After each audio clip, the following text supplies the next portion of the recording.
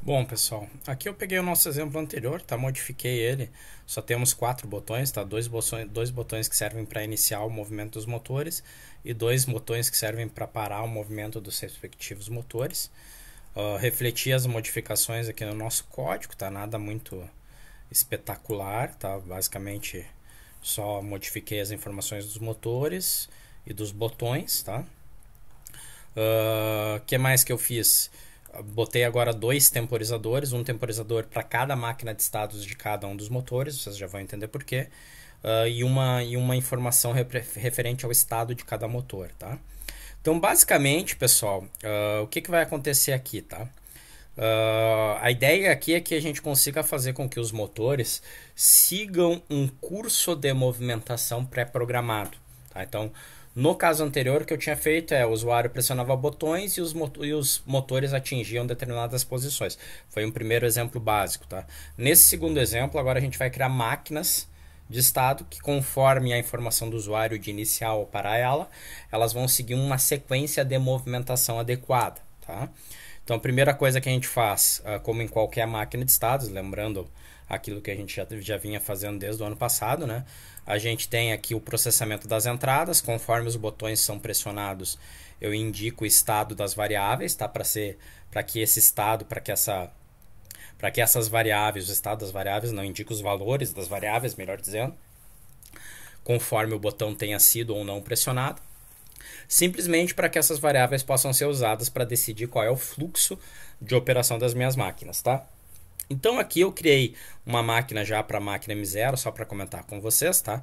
O caso zero da máquina M0, a máquina M0 é esse primeiro servomotor, esse servomotor que eu estou destacando aqui com o cursor para vocês, tá? Esse mais da esquerda. Basicamente, quando a gente coloca o motor M0 em estado parado, ele vai para a posição de 0 graus, tá? E somente quando a gente indica com o botão lá iniciar, que a gente quer iniciar a movimentação, é que ele indica que ele vai passar para o próximo padrão de movimento e ele inicializa aí o temporizador.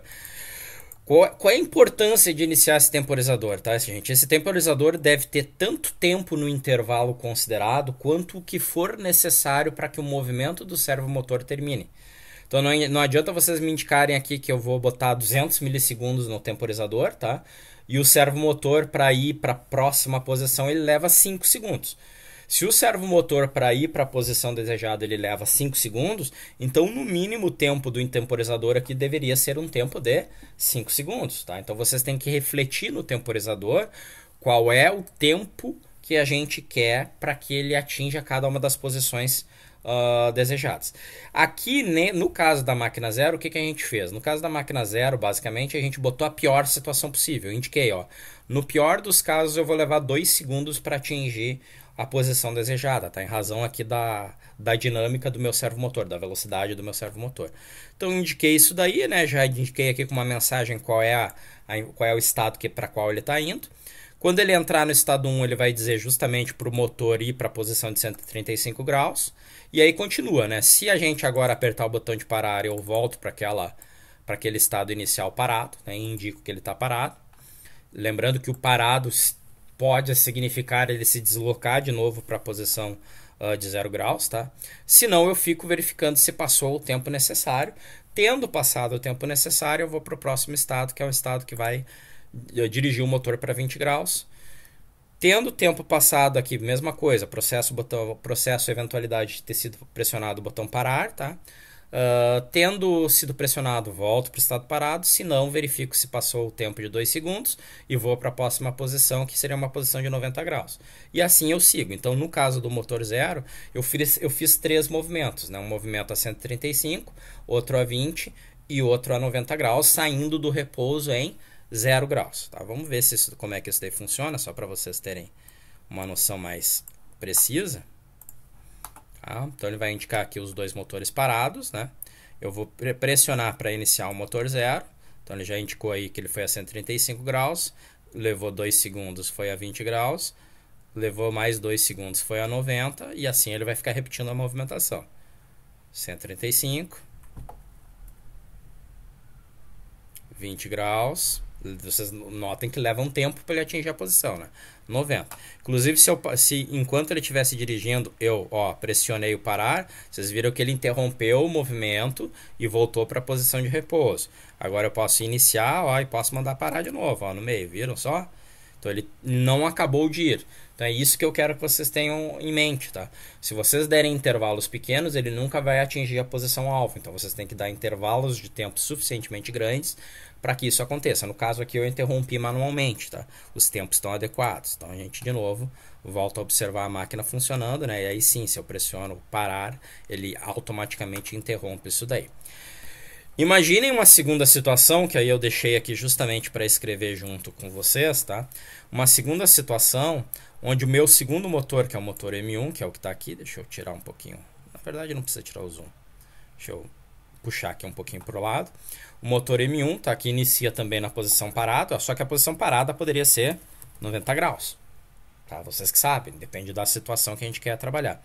E aí, gente, dependendo do que a gente quer fazer, a gente pode botar tempos diferentes. Então eu posso botar, por exemplo, que é um tempo de 1 segundo só necessário para o segundo intervalo. Então eu vou copiar, porque a estrutura básica vai ser a mesma aqui, tá? A gente só vai modificando um detalhe. Então, quando eu atinjo aqui o caso 1, digamos que eu vou de 90, parado aqui, né? Era em 90 graus. Agora eu vou ir para, sei lá, 45, tá? Então a primeira coisa que eu vou fazer, eu vou botar o motor em 45 graus, iniciar o movimento dele, né? E aqui eu fico verificando, mandaram parar, se mandaram parar eu vou indicar que o motor parou. Se não, se o meu temporizador 1 estourou, que estava em 1 segundo, então agora eu vou ir para o estado 2. Só que agora eu posso dizer o seguinte, ó. Além de eu indicar que eu vou ir para o estado 2, desculpe, não, para o estado 1, para o estado 2, tá? Eu posso dizer o seguinte, ó. Eu posso alterar meu tempo. Então eu posso botar aqui agora o tempo, que o intervalo passa a ser, sei lá, 2 segundos. Perfeito? Por quê? Porque eu considero que vai exigir mais tempo para o movimento ser realizado. Então eu vou ir de 45 para 180, tá? E aí vamos fazer isso no caso 2. Então lembrando, né? No parado a gente fica de um tempo indeterminado. No estado 1 a gente vai ficar por 1 segundo. No estado 2, que é o 45 graus, a gente vai ficar por... no estado 2, perdão. Deixa eu repetir de novo, perdão. Parado a gente fica por um tempo indefinido, tá? No estado 1, a gente vai ficar por 1 segundo, que é o tempo que foi definido ali antes. No estado 2, que vai ser o estado referente a 180 graus, eu vou ficar por 2 segundos. Perfeito? Então, maravilha. Vou ficar por 2 segundos aqui. Então, vou para 180. Tá? Vou continuar verificando o tempo, só que agora eu vou para o estado 3, tá? No estado 3 aqui eu vou dizer que eu vou ficar por 3 segundos. E vou dizer que o M1 está indo a, sei lá, 150 graus.